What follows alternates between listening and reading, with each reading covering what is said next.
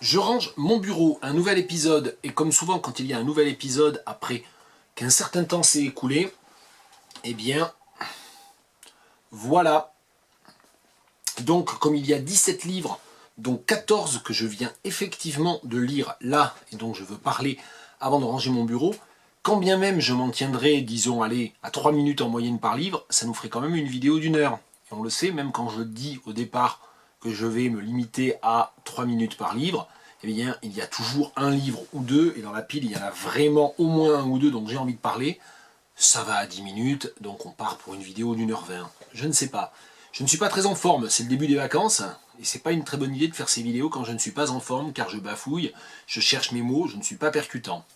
Mais enfin, c'est comme ça. Si je ne fais pas la vidéo aujourd'hui, 7 avril, elle va encore être reportée à plus tard, car j'ai beaucoup de travail la semaine prochaine, et la pile va encore augmenter, et surtout, les livres que j'ai lus le plus longtemps vont s'effacer, non pas totalement de ma mémoire, mais du moins de ce qui me sert à en parler. Bien, un préambule déjà de plus d'1 minute, au cas où la vidéo aurait été déjà trop courte. Le premier livre, catégorie que l'on connaît, et par laquelle je commence souvent maintenant, un livre que je n'ai pas lu, Les Navigateurs de l'Infini, suivi des Astronautes, un roman de Ronnie Heney. C'est dans la collection des éditions Ombre, de la collection des classiques de l'utopie et de la science-fiction des éditions Ombre. Les éditions Ombre, je crois que c'est une maison d'édition qui n'existe plus, enfin je ne suis pas bien sûr. En tout cas, je ne l'ai pas lu. Pourquoi? Parce que c'est mon épouse qui lit beaucoup Ronnie Heney et tous ces textes de la, on va dire, des premières générations de la science-fiction française. Elle m'a dit que c'était très bien, et je la crois sur parole, mais je rangerai le livre bientôt. Un livre que j'ai lu, un petit livre, c'est pour ça que je l'avais mis sur le haut de la pile, les éditions du Réalgard, qui seront au festival Étonnant Voyageur à Saint-Malo début juin. Les éditions du Réalgard, dans la petite collection des petits textes qui sont des sortes d'articles, de méditation. Ici, Lionel Bourg qui se trouve être aussi le directeur d'une des collections du Réalgard que j'aime beaucoup, la collection L'Or Piment, des chansons pour les sirènes, avec une référence bien sûr à un des vers les plus célèbres de la chanson du Mal-Aimé. Et ce texte d'une 50aine de pages, qui se lit agréablement, est une sorte de réflexion sur la... Comment dit-on déjà, et je ne sais même plus de qui serait la citation, habiter poétiquement le monde, comment la poésie investit l'existence de quelqu'un à l'enfance et à l'adolescence, en se transmuant en désir d'écriture autant qu'en désir de lecture, et donc c'est le sujet de ce petit livre tout à fait charmant. Je cite la page 18, « Impuni, mes larcins n'eurent plus de limites, je noircissais d'épais cahiers de poèmes et de récits, adaptant en Théodore de Banville ou en Théophile Gautier, en Flaubert lorsque j'étais l'humeur acerbe, ce que je ressentais dans mon sabir initial, ne reculant devant aucun blasphème, aucune imposture. Eussé-je emprunté le chemin inverse chaque fois que ficelé, contraint par les vêtements d'apparat qui m'avaient d'abord dispensé toutes les métamorphoses, je lâchais la bride sur le cou de mes plus poissardes cavales, debout dans une carriole brinque-ballante, et comme l'Augustin Molne tout droit sorti de l'assistance publique auquel je m'identifiais, fouettant à tour de bras de boiteuses chimères. Et j'en lis peut-être un autre extrait, tout à fait différent, parce que là, il y a le côté, on va dire, plus subjectif, autobiographique, a suscité chez moi un vrai désir littéraire aussi, c'est qu'il parle des poèmes de Giono, et j'ignorais que Giono eût écrit de la poésie, et je cite, « À cet égard, Giono fit plus que taquiner la muse, publiant au versant sombre de l'âge 3 vastes poèmes dont je n'avais connaissance lorsqu'un autre juillet, un autre mois d'août, l'œil à l'affût, un livre attira mon attention dans une brocante vauclusienne, les 4 à 5 pages investies aussitôt, m'ayant si vigoureusement empoigné que je l'achetai sans délai. L'ouvrage, d'excellente qualité, réunissait en un volume achevé d'imprimer le 14 mars 1969 chez Antoine Rico à Manosque, La chute des anges, Un déluge et Le cœur cerf, fragment anonyme que la couverture assurait traduit du bulgare. Je ne compris pas tout de suite l'ampleur, la forme même qui ne cachait pas sa dette envers le surréalisme ou troublante, sa consanguinité avec l'art des tragiques grecs, de Saint John Perse non moins, un coup d'archer. Voici les grandes villes à moulins à vent, toutes aileronnées de vols de libellules et de guêpes. Et c'est Anabase ou vent, amer chronique, l'accumulation d'images, l'extraordinaire polyphonie orchestrée par des versets charriant des monceaux de roc, de chair, de buissons, de nuées ardentes et d'icebergs qui dériveraient à la surface de la solitude, cet immense fatras d'anges, d'animaux et le carrefour où s'entassent des charniers de braves gens bouillis avec dentiers lorgnons, bandages zernières, suspensions et fixes chaussettes comme de bons gros plats de crevettes bouquées, ce cloaque, ce capharnaüm, où, Sésame ouvre-toi, cette caverne d'Ali Baba recouvrant en vrac, et là il cite à nouveau Giono très longuement, ceux qu'on a attachés à des arbres, ceux dont les os sont dévorés par les chiens, etc. etc. Donc je cite mal et je lis mal, mais en tout cas, et des chansons pour les sirènes, Lionel Bourg, au Real Gare, ça ne coûte que 6 €. Parlez-en à votre libraire.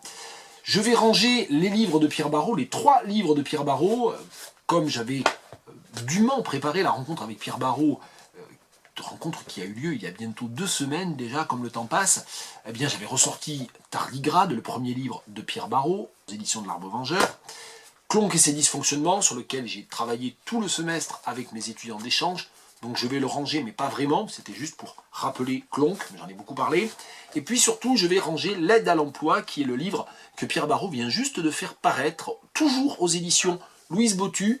Donc soit vous pouvez acheter directement sur le site des éditions Louise Bottu, il y a un formulaire d'achat, il n'y a pas de problème, soit vous pouvez, je pense que c'est peut-être encore mieux, faire découvrir les éditions Louise Bottu à votre libraire en faisant venir le livre chez votre libraire. Et L'aide à l'emploi, je le recommande vivement. Nouveau texte de Pierre Barreau, assez différent de Clonk en fait. La raison pour laquelle je vais assez peu en parler, là, c'est que j'ai écrit carrément tout un billet sur mon blog Touraine Sereine. C'est un billet que j'ai écrit principalement en me rendant à Dijon en train. J'étais à Dijon pour un colloque de jeudi à samedi, là, un colloque consacré aux langues de l'humour. Et je pense qu'à un moment donné, on pourra, je pense, dans le cadre des Humor Studies, parler, évoquer l'œuvre de Pierre Barreau, bien sûr. Et donc voilà, donc j'ai écrit ce billet, j'ai écrit cette recension, ce compte-rendu de l'aide à l'emploi dans mon blog. J'essaierai de penser à mettre le lien en dessous de la vidéo. La raison pour laquelle j'ai écrit un billet, c'est parce que je ne voulais pas en quelque sorte saloper le travail. Et donc je n'ai pas le temps d'écrire des comptes rendus pour tous les livres que je lis, mais là je voulais le faire.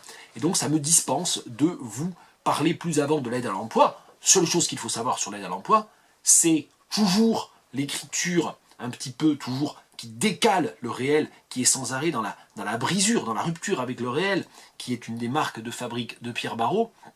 C'est un texte qui est influencé par un certain nombre de récits, qui sont des récits un petit peu de cauchemar. C'est comme une sorte de cauchemar urbain et administratif, sans cesse interrompu, sans cesse brisé, et qui est structuré, de façon extrêmement humoristique, par des aides à l'emploi, c'est-à-dire que les différents chapitres commencent par des notices, des notices qui parodiques le plus souvent, de notices d'emploi, pour employer tel ou tel objet.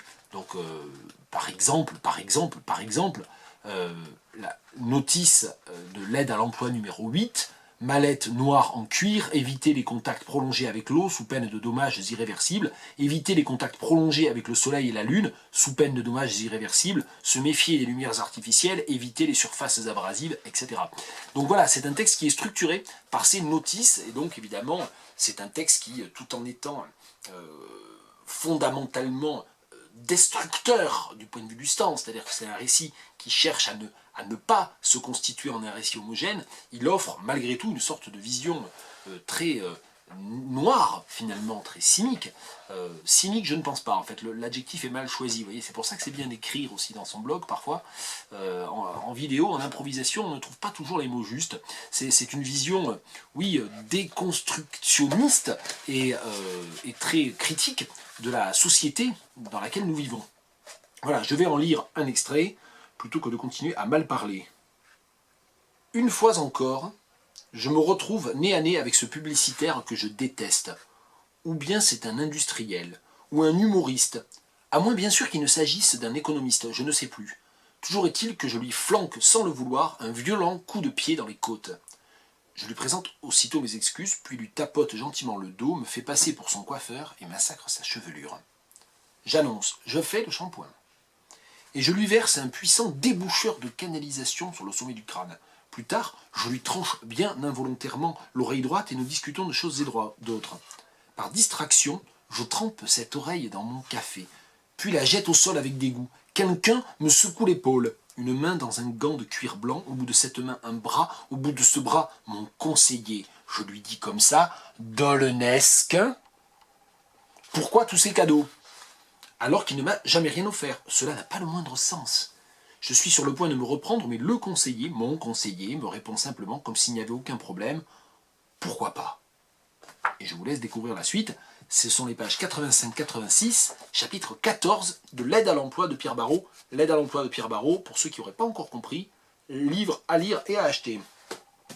Et toujours aux éditions Louise Bottu, pour essayer d'avoir une sorte de tir groupé des éditions Louise Bottu, toujours aux éditions Louise Bottu, un livre dont j'avais traduit avant de l'avoir lu, juste en le découvrant, en l'ouvrant, un passage dans le cadre des traductions sans filet, il y a déjà bientôt 2 mois dans les Landes, il y a 1 mois et demi à peu près, dans les Landes. C'est la réédition d'un texte très étonnant, très singulier, de Bernanos, La France contre les robots. Et La France contre les robots, c'est un livre qu'il faut lire, je n'en dirai pas plus, c'est un livre qu'il faut lire, je pense, surtout si on s'intéresse à la dématérialisation et à toutes les questions qui nous traversent en ce moment en matière de culture, c'est-à-dire en quoi est-ce que l'on peut considérer que l'emprise, en fait, non pas de la technique, mais de la technique au service d'une certaine industrie, au service d'un certain système économique, est à même de nous aplanir, c'est-à-dire de réduire nos différences, de réduire nos hétérogénéités et de nous asservir. Et c'est un texte qui est très fort de ce point de vue-là. Je vais vous en citer un extrait. Pour le répéter une fois de plus, l'hypothèse est-elle définitivement à rejeter d'une crise profonde, d'une déviation, d'une perversion de l'énergie humaine? Oh, mon Dieu! Les faits les plus simples nous échappent toujours, passent au travers de notre attention comme au travers d'un crible. Ils n'éveillent rien en nous. Si j'écris que, en un très petit nombre d'années, en une ridicule fraction de temps, le rythme de la vie s'est accéléré d'une manière prodigieuse, on me répondra que ce n'est là qu'un lieu commun, que le fait n'échappe à personne. Il n'en a pas moins échappé à ceux qui en furent les premiers témoins.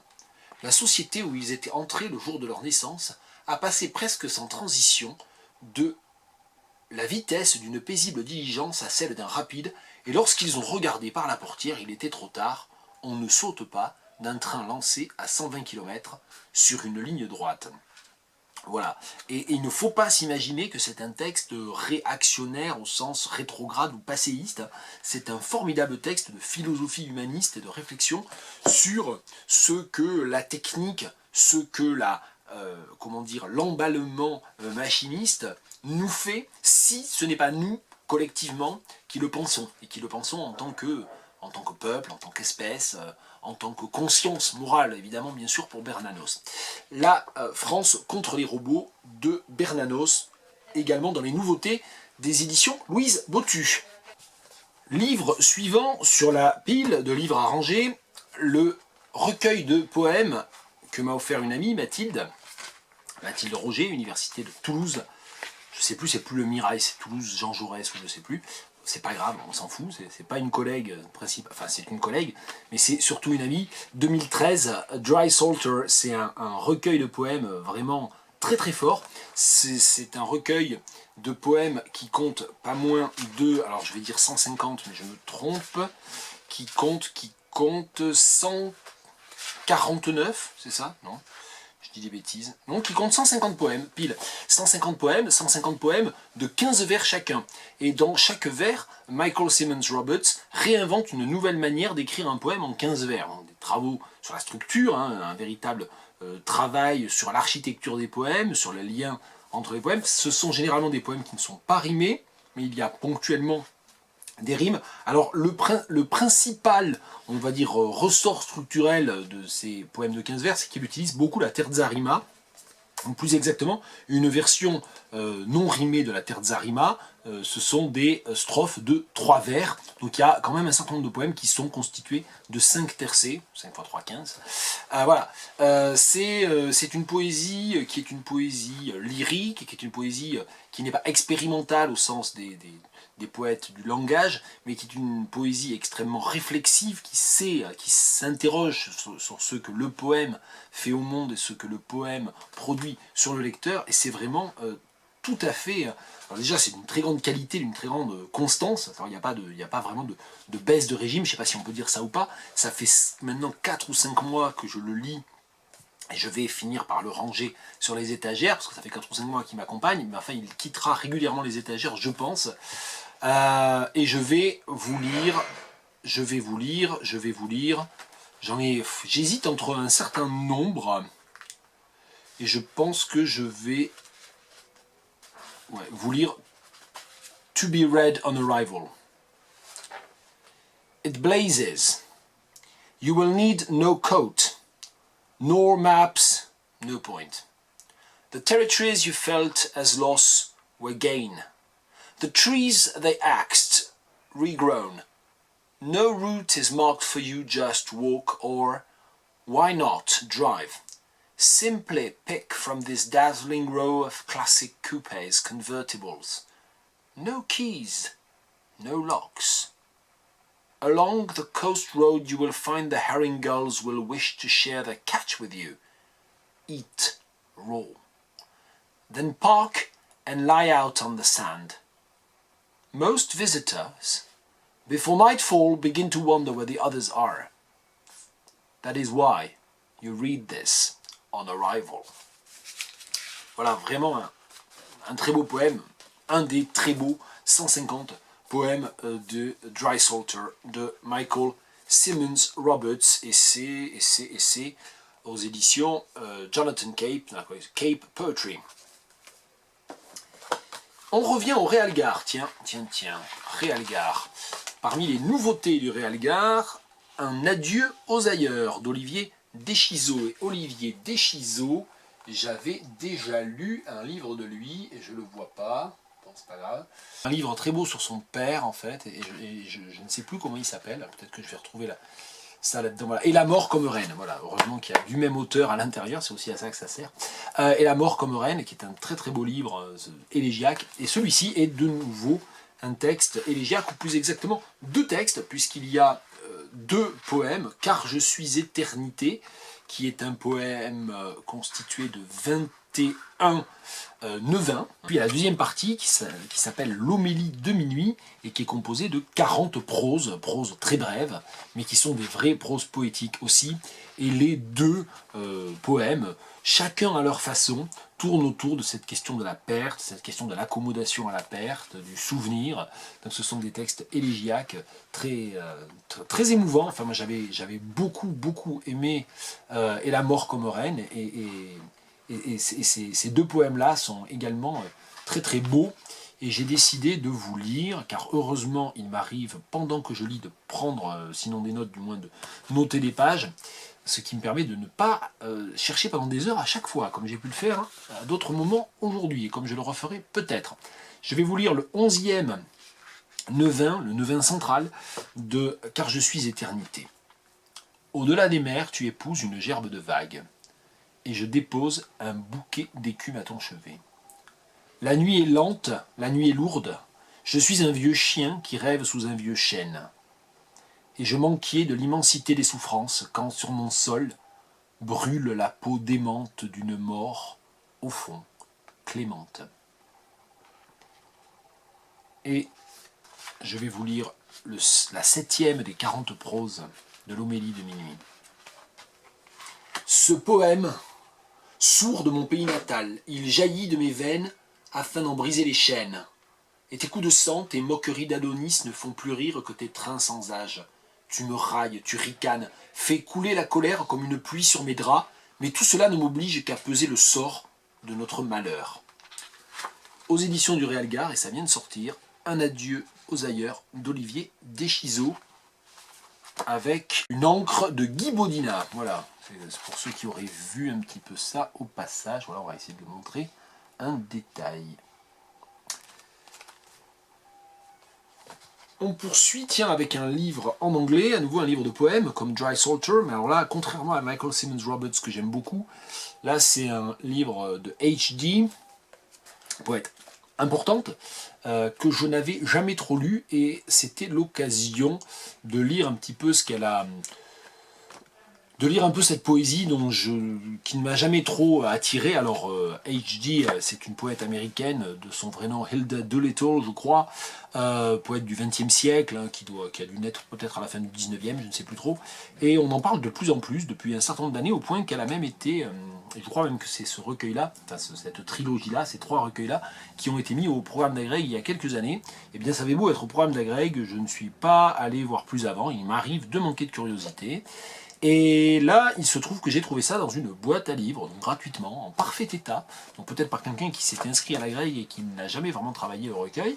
Bon, l'occasion fait le larron, donc j'ai pris le livre, et j'ai lu, et j'ai vite arrêté de lire, parce que ça m'a profondément ennuyé, à savoir qu'il y a une espèce de christianité réinventée, enfin elle travaille à partir des motifs de plusieurs religions différentes, et elle essaie de réassembler ça dans une sorte de subjectivité personnelle, enfin poétiquement, ça n'a pas grand intérêt. Enfin voilà, en termes de ce qu'elle fait avec le langage, c'est assez plat. Enfin, quand on pense aux nombreuses aventures textuelles, aux recherches textuelles qu'il y a eu à la même époque, enfin, dont elle est la contemporaine, quand on pense à E. Cummings, à Gertrude Stein, quand on pense aux language poets, et même dans la prose, bien sûr, quand on pense à Faulkner ou Hilda Doolittle, pourquoi hein pourquoi à tel point que je vais même économiser 1 minute de film en n'en lisant pas. Et si vous pensez, si ça vous intrigue, et si vous vous dites non mais lui il est toujours très, il est généralement relativement enthousiaste de tout ce qu'il lit, et là il l'aime pas du tout, c'est que ça doit être très bien. Mais écoutez, vous avez le droit de vous renseigner, il y en a plein, je pense, sur le web. C'est la trilogie donc de H.D. On continue, tiens, dans les livres qui déçoivent, dans les livres qui m'ont déçu, les 4 aventures galloises de Jean-Christophe Bailly, Saisir. Alors Jean-Christophe Bailly, du coup, comme j'ai été déçu par ce livre, je me suis dit, mais finalement, qu'ai-je lu de Jean-Christophe Bailly? Et j'avais lu un certain nombre de textes dramatiques, principalement d'essais, et en fait, il y a un seul livre de Jean-Christophe Bailly que je recommande, mais alors très très fort, donc t'en profites, hein, qui aime bien châtie bien. Donc je vais parler hein, quand même de Saisir, qui est son dernier livre paru aux éditions du Seuil l'an dernier, en 2018. Mais voilà, je veux en profiter pour dire, je vais pas dire grand chose de transcendant, peut-être parce que je suis passé à côté du livre aussi, c'est tout à fait possible, mais je veux vraiment dire le dépaysement de Jean-Christophe Bailly. C'est un livre majeur sur le sentiment géographique, sur l'expérience du paysage, sur le rapport à la fois abstrait et concret que l'on développe à un territoire national et à un imaginaire territorial. Et c'est un livre qui est superbe de bout en bout. Voilà, j'ai lu d'autres livres de Jean-Christophe Bailly qui m'ont plus ou moins toujours laissé sur ma faim, à savoir qu'il y a des très beaux passages, et puis il y a des passages où il se regarde un petit peu plus à écrire. Eh bien c'est le cas de celui-là. Alors Saisir, le sous-titre c'est 4 aventures galloises, parce que finalement il a noué ensemble 4 chapitres, ou 4 lectures, ou 4 textes critiques, qui ne sont pas entièrement des textes critiques, qui sont des sortes aussi d'esquisses biographiques, de réflexions, d'essais en fait alors on pourrait dire d'essais à l'anglo-saxonne, ou d'essais peut-être à la Montaigne. Ça se rapproche plus de l'essai à l'anglo-saxonne, c'est-à-dire avec une progression volontiers discontinue, chaloupante, ce qui en soi n'est pas désagréable du tout. Il me semble qu'il lui arrive de se perdre un tout petit peu. Alors enfin moi il m'a perdu, en tout cas il y a vraiment des moments où j'étais plus très intéressé. Alors le point de départ, c'est la découverte d'un peintre d'un peintre gallois, Thomas Jones, qui, lors d'années d'apprentissage en Italie, et avant de revenir au pays et d'arrêter de peindre, de ne pas devenir un peintre professionnel, a peint ceci, un mur à Naples, une huile sur papier, de la fin du XVIIIe siècle, dont Jean-Christophe Bailly considère, mais ce n'est pas seulement Jean-Christophe Bailly qui le considère, hein, de nombreux historiens de l'art sont très très intrigués par cette espèce d'anachronisme, il considère, et je le considère avec lui, je veux dire, sur ce plan-là, je ne considère pas du tout qu'il a tort de consacrer autant de pages à Thomas Jones. Il considère que il y a là quelques huiles qui auraient dû révolutionner l'histoire de l'art avec plus d'un siècle d'avance, si tout simplement Thomas Jones avait été connu et si ses œuvres étaient devenues moins confidentielles, s'il ne les avait pas gardées pour lui, hein, en quelque sorte. Bien, alors ça c'est le point de départ, on va parler de Thomas Jones, donc il consacre un chapitre à Thomas Jones, et puis ensuite il va développer d'autres lectures galloises. Dylan Thomas, bien sûr, les mineurs, donc une série de photos notamment de Robert Frank sur les mineurs gallois, et ça c'est le dernier chapitre, et puis un troisième chapitre qui est consacré à Austerlitz de Sebald. Alors Austerlitz de Sebald, je ne l'ai pas lu, je n'ai lu que les Anneaux de Saturne, donc du coup j'ai pas très bien, j'ai pas pu forcément apprécier ce chapitre-là. Il se trouve aussi que c'est le troisième chapitre et que j'avais déjà été passablement agacé par les deux précédents. Donc voilà, alors pourquoi j'ai été agacé? Alors l'aventure, le premier chapitre, Aventure de Thomas Jones, qui fait 70 pages, très honnêtement, ce que je vais dire est assez méchant, mais il aurait pu le faire en 15 pages.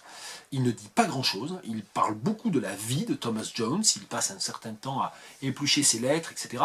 Mais il ne dit rien en termes d'histoire de l'art, ou quasiment rien. À savoir que le geste artistique fondamental de Thomas Jones, il n'en parle quasiment pas, il n'en parle qu'en passant, il n'en parle que au détour presque de certaines digressions.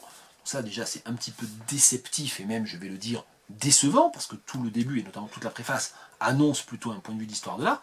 Et puis ce qui est assez étonnant, si le livre parle du Pays de Galles, même du point de vue de la gallité, je ne sais même pas comment il faut dire, le côté gallois, la galloisité, je sais pas, de Thomas Jones, elle est un peu aux abonnés absents aussi. Donc j'ai pas très bien compris pourquoi il passait autant de temps à parler de choses un peu secondaires. Bon, je le dis méchamment. J'ai une immense admiration pour Jean-Christophe Bailly, la question n'est pas là, mais vraiment ce livre-là, j'ai pas bien compris. Le chapitre sur Dylan Thomas, qui fait à peu près 70 pages, alors celui-là est très curieux parce qu'il s'intéresse un petit peu plus au texte de Dylan Thomas, il s'intéresse à la figure de Dylan Thomas, à l'ancrage entre Dylan Thomas et un imaginaire du Pays de Galles. Alors là, pour le coup, l'imaginaire gallois, le lien avec les destructions de la Seconde Guerre mondiale, ça c'est vraiment des éléments dont il parle. Malheureusement, c'est des éléments que je connaissais un petit peu, donc que j'ai pas appris forcément grand-chose. Mais surtout, il y a tout un travail de la lecture de Dylan Thomas. Il s'intéresse surtout à Unda Milkwood. Et il ne parle pas tellement des poèmes de jeunesse. Il leur consacre quelques pages, mais sans plus. Moi, ce que je ne comprends pas du tout, c'est qu'il cite très peu le texte original, ou alors il fait des allers-retours entre le texte original et le texte français, et même parfois il croise les deux, il le fait même d'ailleurs remarquer dans une parenthèse, et tout ça est vraiment décousu et difficile à suivre, et pas très rigoureux, pour le dire comme ça. Voilà, donc pour toutes ces raisons-là, j'ai été un tout petit peu sur ma faim. Je vais quand même lire deux extraits, un extrait. Ah oui, un extrait qui m'a agacé, tiens. Page 156, qui m'a agacé à cause de ce qu'il dit de la traduction. Il est dommage, alors il est question de Dylan Thomas ici, hein, et donc de Au bois lacté, la traduction française de Unda Milkwood. Il est dommage que dans la version française de la pièce, alors même que la traduction de Jacques Brunius, qui fut de surcroît un très remarquable passeur, est aussi bonne que possible, la première notation a été supprimée, elle est pourtant claire et je crois très importante. Placée tout en haut, avant même l'intervention de la première voix, elle dit simplement « silence ». Ce qui veut dire que nous sommes là d'emblée dans cet espace dont John Cage, dans les mêmes années, avec sa pièce 4 minutes 33, allait dilater l'étendue. Il s'agit bien d'un taquet, de cette indication de silence donnée aux musiciens, et il s'agit bien de quelque chose de musical, comme le confirme juste après le « very softly » conseillé à la première voix pour son entame. Alors ce qui m'a agacé, c'est le est aussi bonne que possible. Enfin, il y aurait toute une théorie de la traduction à bâtir contre, toute une défense de la traduction, toute une explicitation de ce qu'est l'acte de traduire, à bâtir contre cette expression. La traduction de Jacques Brunius est aussi bonne que possible. C'est n'importe quoi. C'est n'importe quoi. Bien, peu importe. Je vais citer un passage du chapitre sur les mineurs gallois, sur les photographies des mineurs gallois, page 233. Et ce que je crois, bien qu'il n'y ait rien de proprement tragique dans les images de Robert Frank, c'est que c'est sur le fond de cette bande d'actualité presque effacée, et de ce qui l'accompagne ou la reprend, par exemple les paysages industriels des abords de Saint-Étienne, photographiés vers 1900 par Félix Thiollier, qu'elle se détache, non comme une découverte, mais comme quelque chose qui revient. Et selon le noir et blanc rigoureux de leur pensée argentique, exactitude dont par contraste mes incursions dans les vallées n'ont fait que renforcer la brillance. Il y a pourtant un point où je dois m'arrêter. Chez Ben James, on ne pénètre pas, aucune familiarité n'est possible. La façon dont se tiennent les portraits que fit de lui Robert Frank contraint celui qui les regarde à se tenir sur un seuil, et c'est comme si l'énorme respect qui inspira le photographe, bien plus vaste que tant de formes d'empathie soulignées, s'imposait aussi en ricochant au regardeur, lui rappelant que malgré tout il n'est pas, il ne sera pas le témoin. Voilà, Saisir, 4 aventures galloises de Jean-Christophe Bailly au Seuil. Je pense qu'il n'a pas besoin de moi pour le recommander et pour vendre des livres, et je ne le recommande pas. Malheureusement, tiens, on va continuer, peut-être que ça va aller plus vite, on va continuer par les livres qui m'ont déçu. Décidément, il y en a quand même. Bah oui, quand on lit une quinzaine de livres en une quinzaine de jours, il y en a forcément qui déçoivent. Le nom d'éblouissement de Rodrigue Marquez de Souza, que j'ai acheté chez mon libraire, parce que quand j'ai vu ce livre, je ne savais pas qu'il venait de faire paraître un recueil aux éditions Grège. Et Rodrigue Marquez de Souza, c'est quelqu'un qui a écrit notamment un très très beau livre qui s'appelle Istanbul Embrasement. Je le vois là, il est là. Qui était aux éditions Ficile. Voilà, mais mes yeux sont encore suffisamment bons pour que je vois ça sur le dos. Et là, je suis vraiment resté totalement hermétique, totalement fermé à ce recueil que j'ai lu presque en entier. Du coup, enfin, à un moment donné, j'ai dû quand même sauter des pages. C'est tout ce qui m'ennuie, moi, dans la poésie abstraite, dans la poésie qui cherche à mettre en vers les questions abstraites du rapport au langage, du rapport au monde, etc., qui sont des sujets passionnants, mais qui là ne m'ont pas du tout intéressé. Donc ça m'a laissé un peu de glace. Je vais lire voilà, ensuite il y a des fragments, on peut le lire par fragments. J'ai vraiment essayé de le lire tel que ça a été écrit, tel que ça a été construit, et j'ai trouvé que ça ne fonctionnait pas. Alors peut-être qu'il faudrait le relire en le prenant vraiment comme des fragments, comme un recueil fait de poèmes sans lien les uns avec les autres, peut-être. C'est comme ça en tout cas que je me propose de vous en faire découvrir malgré tout une page. J'aurais dû poursuivre de chevaucher contre toi, dans les plaines de l'Est, de l'Orient, attendre le dernier souffle parmi la marjolaine et les genêts. J'aurais pu sauver la vie de Kérem, empêcher qu'il fût brûlé, lui redonner le faucon, qu'il recherchait lorsqu'il est tombé. Pourtant j'ai saisi Kérem entre mes bras et tu tenais sa tête. Pourquoi avait-il tant couru dans le feu? Pourquoi avoir heurté le soc violet? Kérem, ils t'ont oublié, et tes spectres viennent, qu'ils se déchaînent, qu'ils brûlent. Le nom d'éblouissement de Rodrigue Marquez de Souza aux éditions Grège. On continue avec un livre auquel je n'ai pas compris grand-chose et surtout qui m'a ennuyé. Donc ça arrive, acheté sur les conseils de mon libraire, ça arrive qu'il me conseille mal, mais c'est normal, c'est un peu le risque de la littérature. Heureusement que contrairement au magasin de vêtements, on ne peut pas entrer et être sûr de sortir avec le bon conseil, la bonne coupe. Chaque livre est singulier, heureusement, chaque livre, la plupart des grands livres de littérature sont singuliers. La raison des fleurs de Michael Trahan, aux éditions du Cartanier, c'est un éditeur canadien, j'allais dire du Québec, oui, Montréal, Québec. Et j'avais lu il y a déjà longtemps l'ABC du gothique, c'est comme ça que ça s'appelle, je sais plus, je sais où il est par là. Hors champ toujours, mais oui, d'Emmanuel Régnier, il me semble. Ah, je vais remarquer, je vais me simplifier la vie. Il y a la liste des livres publiés dans la série QR. Régnier Emmanuel, l'ABC du gothique, voilà, c'est ça. Qui était un livre intéressant, qui m'avait été conseillé par une amie. Et donc là, bah voilà, j'ai été un peu intrigué par ce livre-là, qui n'est ni un roman, ni un récit, ni un recueil de poèmes, mais qui est un peu tout cela à la fois. Donc moi j'aime bien les aventures textuelles un peu insolites, ou un peu à la limite, notamment des genres. Et en fait, je n'ai pas compris. Je n'ai pas compris du tout. Alors moi, quand je ne comprends pas, je le dis. J'ai sans doute tort. C'est sans doute moi qui suis bête. Mais je n'ai pas compris. Il y a de très belles pages. Donc je pourrais, comme d'ailleurs le livre de Rodrigue Marquez de Souza, que j'ai compris lui, mais qui ne m'a pas plu, je pourrais tout simplement considérer que c'est comme un recueil, dont on peut prendre une page par-ci, une page par-là. Eh bien, faisons ainsi pour aujourd'hui. Je vais lire 3 pages différentes. Page 55. Histoire vraie, pente glissante. Frères, chevaux, je n'attends plus, je m'approche de la figure qui s'esquive. Le vertige soude les os ensemble, mais le rêve assouplit chaque nuit la chair de mes fantômes. Le rideau bouge, je n'en peux plus, je ferme les yeux. J'ai peur de l'avenir comme du chien dent. Page 55. Page 71. La chambre, ce mot qui revient. La longue table, ronde peut-être. J'arrive pour m'asseoir et je tombe, la coupe renversée. La nappe, le noir de la fenêtre, la chambre qui attend. 3 personnes se lèvent. Personne ne se lève. Je sens le contraire de chaque geste. J'écris un mot, je l'efface. Je trace un poème, je parle, la bouche fermée.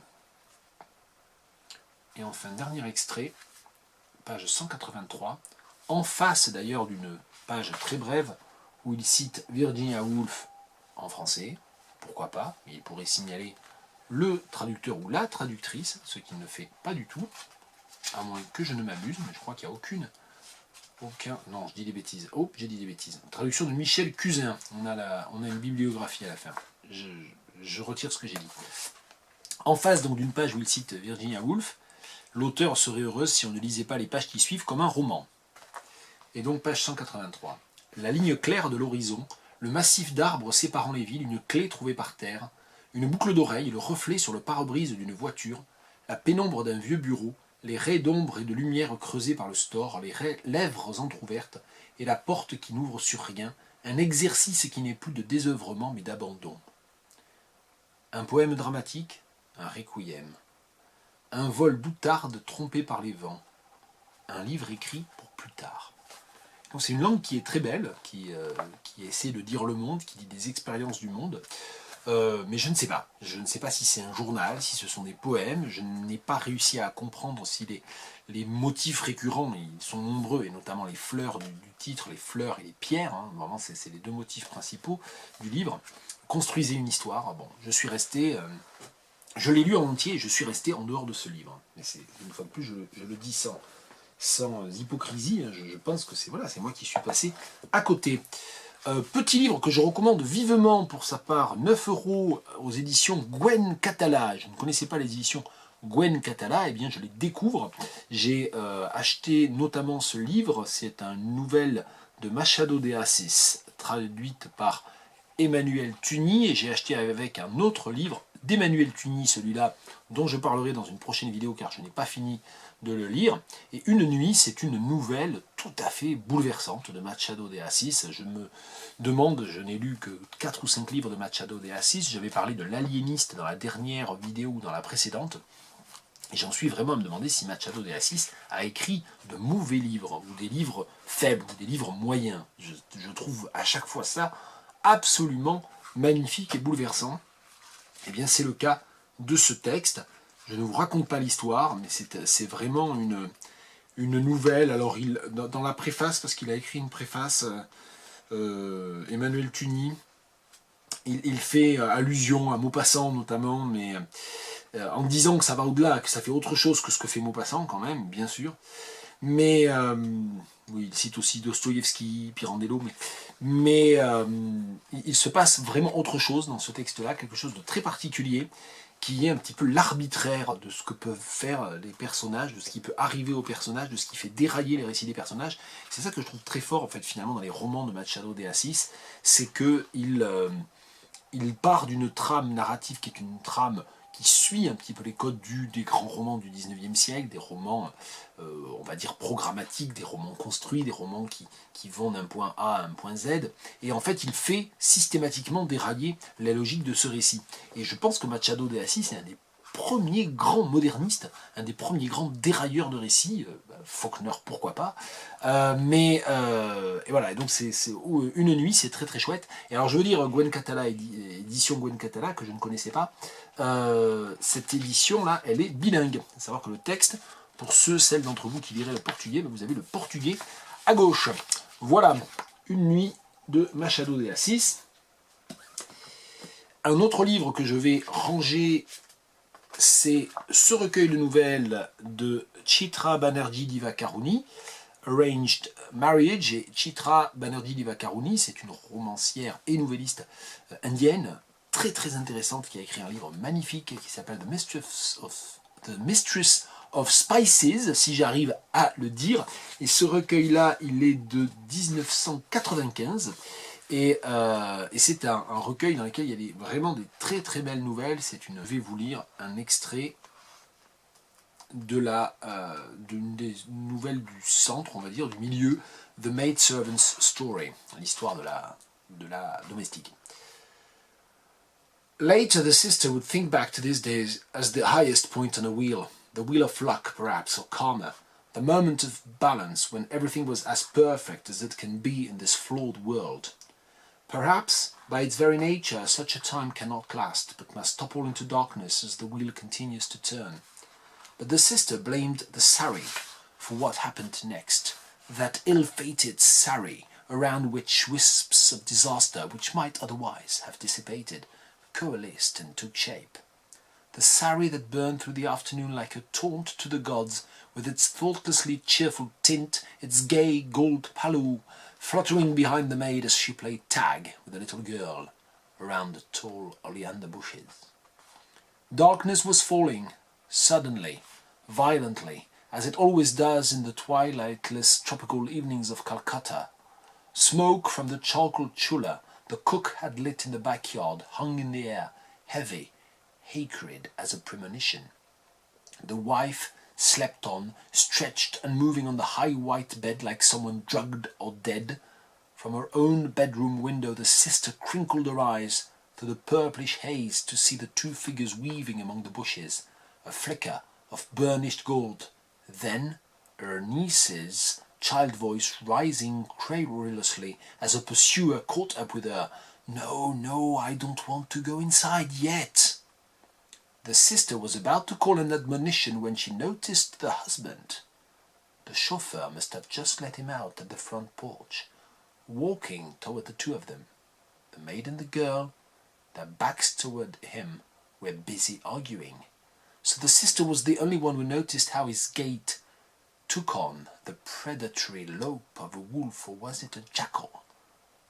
Before she was able to force a cry out of the dry tightness of her throat, his arm was around the maid's waist, pulling her hard against him. Shock stiffened the maid's body for a moment. Then she was struggling, pushing fiercely, mutely at the husband's chest, while the little girl tilted up her curious head, her large, luminous eyes, so like her mother's to watch them. He let her go at once, of course. From where she gripped the edge of her window, the sister could hear the laugh low and deep in his throat, the smooth murmur of his words as he bent to pick up his daughter. She knew what he was telling her as she stared after the disappearing figure of the maid. "A mistake. I thought it was your mother." It was certainly not impossible. It was almost dark by now, and the maid had been wearing the wife's sari.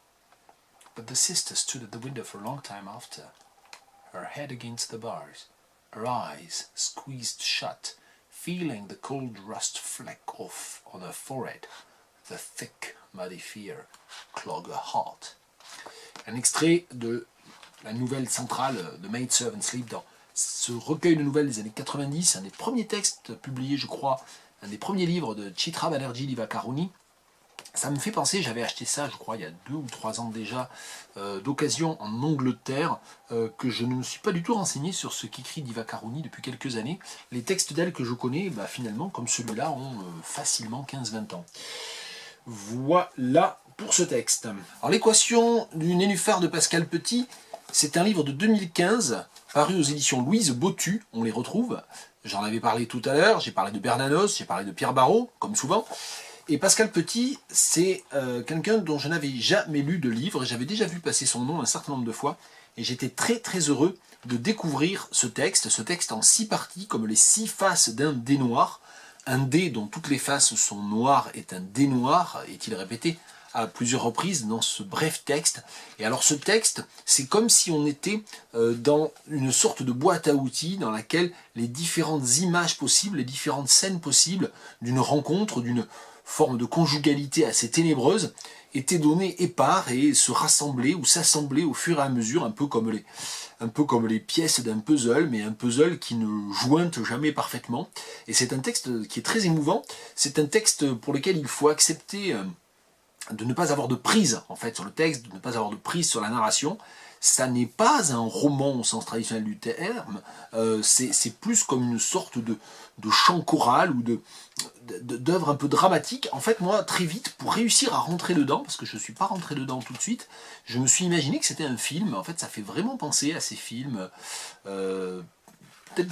Peut-être que j'ai été influencé aussi par le fait qu'Agnès Varda, venant de mourir, ça a influencé un peu ma manière de le voir, le côté itératif, répétitif, les reprises, les variations, la manière de voir une histoire d'amour ou la possibilité d'une histoire d'amour à travers la question des voix, à travers l'emprise sur les voix, puis sur les hypothèses, surtout sur les répétitions. Il n'y a quasiment aucune ponctuation, il y a de toute évidence une utilisation des espaces qui est très particulière, parce que certaines phrases sont répétées, mais avec juste une variation sur les espaces. La seule variation, c'est les espaces. Je ne sais pas si les espaces sont une notation de parole, de diction. Toujours est-il que quand on s'imagine en lisant un livre que ça pourrait être un film, c'est-à-dire qu'on s'imagine à la fois les images qui pourraient accompagner le texte et la manière dont le texte serait dit, eh bien forcément on finit par se dire que ces blancs, ces espaces, correspondent à des respirations, bien sûr. Comme moi je me suis remis à travailler aussi sur un projet que j'avais à peine commencé il y a 3 ans et que je reprends, qui est l'écriture de sonnets vidéo de 2 minutes en général, j'essaie de ne pas dépasser 2 minutes. Cette question justement des blancs, des silences, et puis de la distinction qu'il y a entre les images et le texte que l'on va écrire avec les images, ou des images que l'on va composer avec le texte. Là aussi, donc, Agnès Varda, dont j'ai vu du coup Village Visage, et Visage Village, j'ai un trou du coup, je sais plus dans quel sens ça fonctionne, et puis le fait d'être moi-même en train de travailler sur ces questions de sonner vidéo, enfin, tout ça a accompagné un peu ma lecture. On ne lit jamais dans une sorte de bulle, hein. On est en tout cas dans sa propre bulle à soi, qui forcément résonne de tous les côtés, de plein de choses très différentes et de hasard, et le hasard fait toujours les choses, ni bien ni mal, il fait les choses dans la lecture et dans l'art, en fait, dans la réception des œuvres littéraires. Bien, peu importe. Pour revenir vraiment au texte de Pascal Petit, il faut accepter, je pense, de se lancer dans le texte comme d'une série d'hypothèses possibles, d'une histoire possible, mais avec un refus du récit au sens strict. Et donc on est obligé d'inventer ça plutôt comme une sorte de symphonie de voix assez ironique, en ce sens que c'est comme si il y avait une reprise postmoderne ou parodique de tout ce qui a pu être les histoires d'amour. Donc c'est une manière de tourner autour de l'histoire d'amour, de tourner autour de l'histoire de la rupture, de l'histoire de la fin d'une histoire d'amour, pour ne pas justement constituer un récit traditionnel, étant donné que tous les récits traditionnels ont déjà été pris, ont déjà été écrits. À ce titre-là d'ailleurs, il y a, non pas en exergue ou en épigraphe, mais à la toute fin, une précision bibliographique liée à la citation. Chaque chose qu'on regarde est la parodie d'une autre, ou encore la même chose sous une autre forme décevante, est une phrase de Georges Bataille. Est-il écrit après la fin du texte, après la dernière page du texte. Il est indiqué que cette phrase se trouve à la page 62, en fait il y a une petite erreur, puisqu'elle se trouve à la page 59, en fait, entre guillemets également, mais sans précision à ce moment-là, qu'il s'agit d'une phrase de Bataille. Et alors il me semble aussi que cette phrase, au moment où elle apparaît à la page 59, est quasiment au centre, ou presque au centre névralgique du texte. Parce que c'est un texte en 6 parties, on ne se rend pas forcément compte tout de suite de ça, mais plus que comme 6 actes, ça serait plutôt comme 6 prises de parole. Et il y a une symétrie aussi, la première et la dernière partie font 4 pages chacune, donc c'est une sorte de dé un peu hétérogène, difforme, donc il ne s'agit pas seulement d'un dé dans toutes les façons noires. Je lis quelques extraits pour donner à entendre un peu ce qui se passe. On revoit les détails de la chambre et on les compare à la première impression où les choses sont comme des objets trouvés. À deux, les choses ne vous apparaissent pas de la même façon. À deux, les choses ne vous apparaissent pas de la même façon. Mais à quel moment ? Quelle quantité de passé et d'avenir y a-t-il dans le présent? Quelle quantité de présent dans l'avenir? Quelle différence entre un rêve et l'absence de ce rêve? Rêver n'empêche pas d'observer.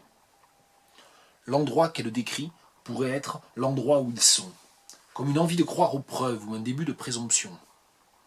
Description du décor, composition fatale de l'instant où bruit de l'air conditionné.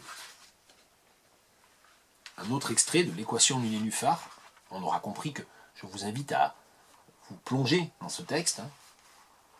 Ça me rappelle ce jeu. Quel jeu? Ce jeu avec 4 rangées de cartes. Il y a 7 cartes sur la première, puis chaque fois 2 cartes de moins à la suivante, soit 5 sur la deuxième, puis 3 sur la troisième, et enfin une carte sur la dernière rangée. On joue à combien? On joue à 2 joueurs. Chacun à son tour, on enlève autant de cartes qu'on veut, mais sur une seule rangée à la fois. Qui gagne? Celui qui enlève la dernière carte a perdu. Perdu quoi? Voilà l'équation du nénuphar, Pascal Petit, édition Louise Bottu. The Orchard of Lost Souls de Nadifa Mohamed. C'est un livre, le second roman en fait de Nadifa Mohamed, qui est une jeune romancière, écrivaine, d'origine somalienne. Je crois qu'elle vit au Royaume-Uni, il me semble. Et j'avais vu passer son nom, mais ça faisait quelques années que je n'avais pas essayé de lire, je n'avais pas acheté. Puis bon, là, je me suis un peu lancé. Alors, elle avait déjà écrit un roman qui s'appelait Black Mamba Boy, que je ne connais pas, mais que du coup, je vais être sans doute très intéressé de découvrir, parce que The Orchard of Lost Souls, c'est vraiment ma découverte anglophone de ce mois, de ces quelques dernières semaines. C'est très très beau, c'est un roman que l'on lit vraiment comme un roman, même en s'identifiant un peu au personnage et en voulant savoir la suite et en voulant savoir ce qui va se passer.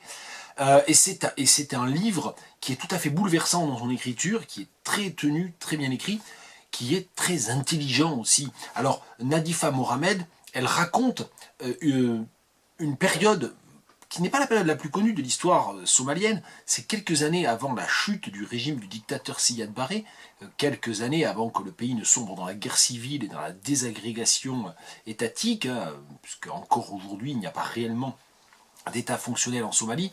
Donc c'est les dernières années de la dictature de Siad Barre, et elle choisit de situer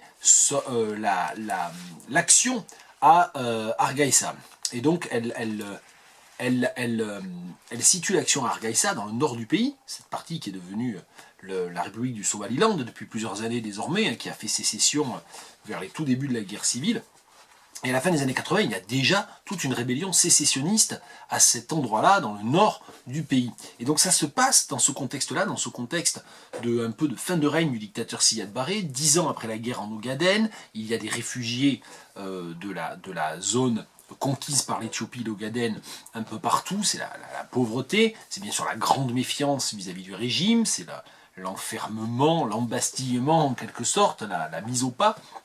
Et elle choisit, Nadifa Mohamed, de croiser les itinéraires principalement de 3 personnages féminins appartenant à 3 générations différentes, on va dire une femme qui a à peu près 60 ans, une autre qui a plutôt dans les 30 ans, et une fillette d'une petite dizaine d'années.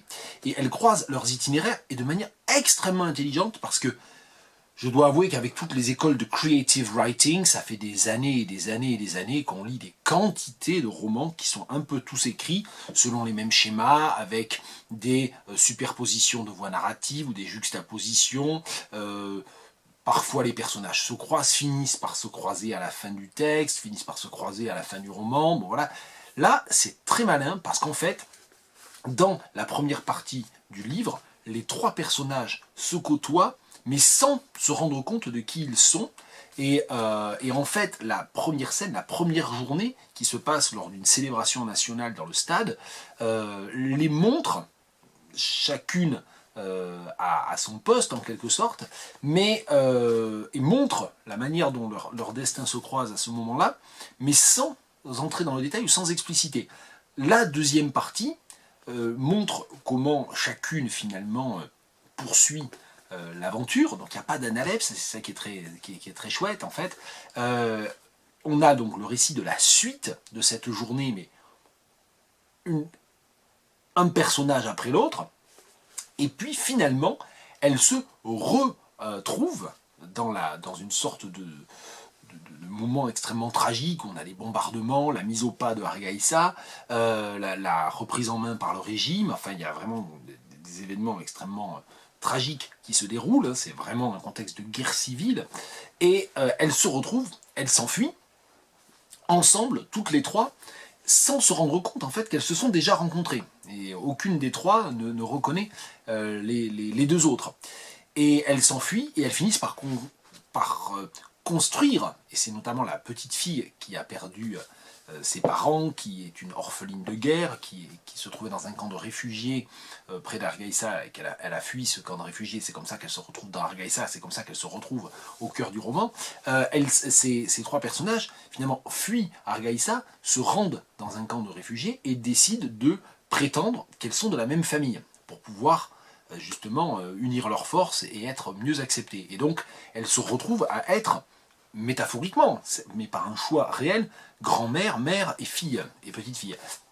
Et donc voilà, ça se termine comme ça, et c'est vraiment très très beau. C'est un livre qui est assez long quand même, qui fait plus de 300 pages, mais qui ne faiblit jamais. C'est un texte qui ne faiblit jamais. C'est vraiment très fort. Alors je ne vous ai pas raconté les différentes péripéties, les différents personnages, je vous ai parlé que des 3 personnages principaux, mais c'est vraiment très bien. Je vais vous lire, je sais pas, j'ai noté des quantités de passages, parce qu'il y a plein de choses qui m'intéressent, bon, moi aussi à titre professionnel, parce que c'est la zone, on va dire, l'ère d'Afrique anglophone dont je suis spécialiste, Afrique de l'Est, Éthiopie, Somalie, etc., Kenya, et donc il y a des quantité de choses qui me passionnent dans ce livre-là.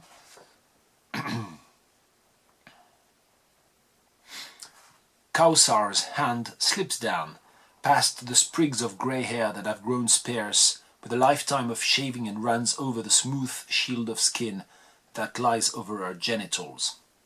She scrubs at the scar tissue and slack flesh, hoping to erase the musty smell she fears clings to her for most of the week. She bears no kindness to this part of her body. It has brought her nothing but pain and disappointment, and if she could score it away, she would feel no regret. It sometimes seems as if that cutter, looking around, that finely furnished room, at the thick mattress Kawsar reclined on, and at the rips in her own garments, had decided to play a trick on her. Maybe she had stitched the opening completely closed, or cut too deeply, or even planted thorns in her womb to make it barren. She certainly appeared to have been diminished in some respect that day, while Dahabo and the other girls recovered from the circumcisions stronger than before. Whichever bitter old sorceress devised this practice back in pagan times must have convinced the others that this was the way to winnow the strong from the weak, that girls who could not survive this were not worth the milk it took to raise them. If a few managed to hobble along, neither dead nor properly alive, well, they could be suffered as long as they didn't get in the way.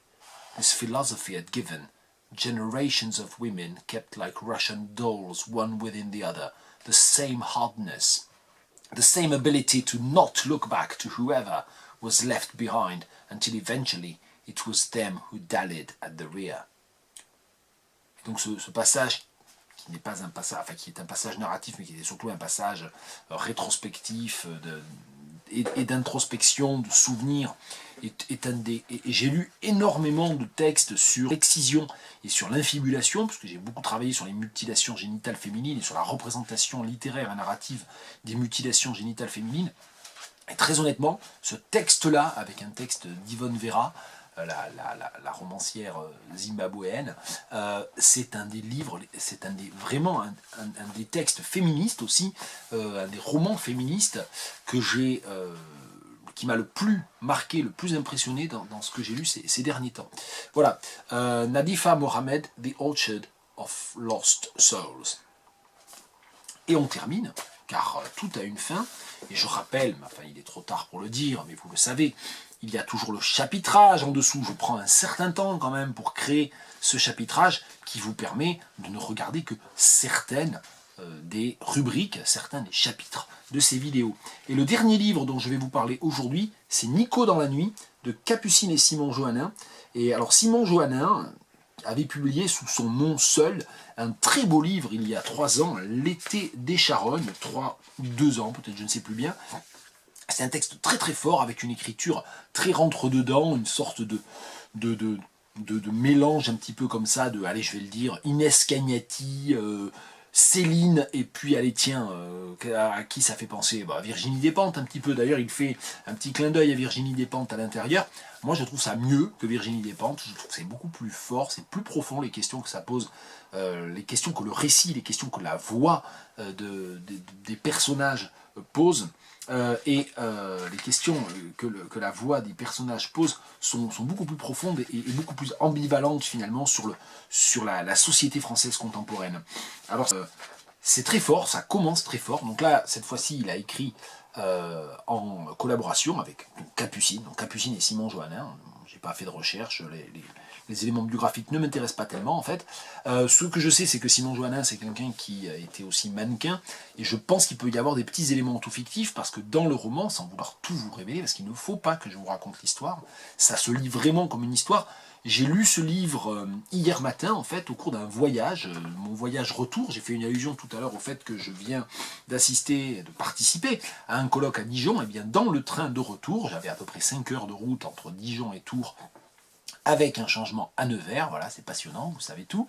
Au cours de ces 5 heures, j'ai lu ce livre, j'ai pas fait grand chose d'autre que ça, j'ai donc lu ce livre, et je trouvais ça intéressant. Alors on dit parfois qu'il faut qu'un livre s'apprécie quand on ne le lit pas d'une traite, et puis il y a parfois la doxa inverse, l'espèce d'adjectif composé un peu idiot que l'on trouve en anglais, parfois sur certaines couvertures, unputdownable, hein, qu'on ne peut pas poser. Alors, ce n'est pas forcément non plus un gage de qualité. Celui-là, ça n'est pas que je n'ai pas voulu ou que je n'ai pas pu le poser, c'est que j'avais 5 heures devant moi et que du coup ça m'a permis de prendre le temps de le lire d'une traite, et j'ai trouvé très intéressant de lire ce livre d'une traite, parce que ça s'appelle Nino dans la nuit, et un petit peu on traverse la vie du personnage pendant une saison à peu près, ça dure un peu moins d'1 an, je n'ai pas fait très attention parce qu'elle n'est pas précisée à la chronologie, mais ces 21 chapitres correspondent un peu à la traversée de la nuit, la traversée de la noirceur, la traversée d'un moment quand même très compliqué pour ce personnage qui est un jeune homme de 20 ans, un marginal, hein, il vit vraiment en marge, bon, consommation de drogue, vit dans un squat, traînant avec des gens plus ou moins louches, entrant dans des combines plus que louche d'ailleurs, pour assurer une forme de subsistance. Il y a un côté très Kerouac aussi, enfin il y a un côté très Beat Generation dans ces récits-là, enfin avec quelque chose de très cynique, de très fort dans l'écriture, c'est vraiment très très fort dans l'écriture. Je connais plusieurs amis qui, je pense, aimeraient ce livre. Je pense à Sébastien Lubinski, je pense à mon ami Eric Rambaud aussi. Donc voilà, je le dis, si jamais ils arrivent jusqu'à ce moment-là dans cette vidéo, si jamais ils regardent mes vidéos, n'hésitez pas soit à l'acheter, soit à me le réclamer. Enfin, Sébastien, on ne se voit pas tous les 4 matins parce qu'il habite au Danemark, mais Eric, on se voit souvent parce qu'on est collègues. Il ne faut pas hésiter à me le réclamer, à ce que je te le prête, ou alors il faut te l'acheter, je ne sais pas. Mais voilà, je te le prêterai en tout cas avec plaisir. Ça, c'était pour le message personnel. Donc voilà, Nino dans la nuit, c'est vraiment très très fort. Et je vais... Alors, il y a juste, parce qu'il faut quand même que je fasse mon difficile, j'ai trouvé les différents passages dans lesquels Nino parle de la manière dont la femme dont il est amoureux. Ça, j'ai trouvé ça un tout petit peu facile. Je trouve qu'il y a des éléments de lyrisme un peu faciles. Il y a des éléments, je sais pas, un peu hétéronormés, un peu conventionnels là. C'est méchant. Enfin, la manière dont je le dis est méchant. Je ne pense pas exactement ça comme ça. C'est pas aussi grave, ça prête pas autant à conséquence que ça dans la lecture, mais j'ai trouvé que ces moments-là étaient plus faibles finalement. Je trouve, alors heureusement c'est à chaque fois, c'est plutôt 2 ou 3 phrases ou un paragraphe au grand maximum, mais voilà, j'ai trouvé ça un tout petit peu plus faible. Bon, c'est ma lecture à moi, mais globalement c'est un très grand livre, hein. J'avais trouvé L'été des Charognes très très bien, et celui-là je pense m'a encore plus plu. Donc c'est vraiment, voilà, donc maintenant, moi je vais vraiment attendre ces textes avec intérêt. Capucine et Simon Johannin, c'est aux éditions Alia, ça vient juste de sortir, hein, c'est sorti en janvier ou en février, et je vous conseille vraiment de le lire. Il me reste, d'après la carte mémoire, quelques minutes, et donc je vais vous lire un extrait de ce livre. Ça commence le premier chapitre se passe à la Légion étrangère, puisque le narrateur essaie de se faire engager dans la Légion étrangère. Il n'y arrive pas d'ailleurs. Ça aussi c'est un côté déceptif, on pense que tout va se passer à la Légion étrangère, en fait non, ça ne se passe pas. Il se fait virer. Allez. J'enfile tout ce qui n'est pas du survêtement, et j'ai l'air de la personne la plus normale du monde, si je baisse bien la tête sous ma petite chapka. J'ai le gène du voleur de poules qui s'active, alors une fois bien réveillé, je prends les quelques balles qui me restent, et je m'en vais saigner Carrefour. J'ai mon blouson spécial disparition. J'ai déchiré la doublure en ligne droite d'une aisselle à l'autre, ça me fait un grand sac dans le dos. C'est comme une hotte de Père Noël, mais en plus discret. On n'étale pas trop ses richesses ici, surtout quand on les a pas payées. On va manger quoi? Des animaux morts, du lait de vache violet, des crevettes pêchées par des esclaves, ou du dérivé de tomates italiennes à base du sang de l'ennemi du clan qui tient l'usine. J'ai l'impression que derrière chaque article, dans chaque rayon, quelqu'un quelque part s'est fait baiser ou essaye de me la mettre à moi. Des fois, je me dis que j'abuse peut-être un peu avec l'herbe, que ça m'aide pas niveau parano. Pourtant, là, j'ai l'impression de voir un mort derrière chaque boîte de conserve. Je regarde les fantômes des enfants du Kenya courir sur les emballages des Mars en me jetant des fèves de cacao à la gueule. Il y en a un qui me dit si t'achètes, tu cautionnes. Si tu voles, c'est pas bien, mais c'est pas grave. Alors nique, j'enfonce les Mars dans mon armure de Jeanne d'Arc de la rue et je glisse sur le sol lisse du magasin. Je lis un autre extrait. Quand il se rend à Bruxelles pour un trafic, au bout d'une vingtaine de minutes, je me fais charger par un couple d'à peu près mon âge, pas super propre, mais simplement étudiant. Je dis merci et cale mon sac au fond du coffre, caché sous une toile de tente et un petit extincteur. Ils vont à Bruxelles aussi, formidable. Ils doivent juste faire un crochet pour embarquer 2 amis à hauteur de l'aéroport. Il n'y a plus qu'à espérer que tout roule. Je m'invente une vie proche de la leur et pose des questions pour faire semblant que ça m'intéresse, alors que j'ai l'âme qui joue à saute-mouton avec le marquage de l'autre côté de la vitre. À mesure que la distance augmente, je sens s'étioler les fils qui font battre mon sang sur le tien. Ça, c'est extrait du chapitre bruxellois, ou d'un des 2 chapitres, c'est le chapitre 13. J'ai pas beaucoup de temps, il ne me reste pas beaucoup de temps pour en reparler, mais voilà, Nino dans la nuit, et puis tous les autres livres, il y a les descriptions, il y a les chapitrages. C'était une longue vidéo, je range mon bureau. À bientôt.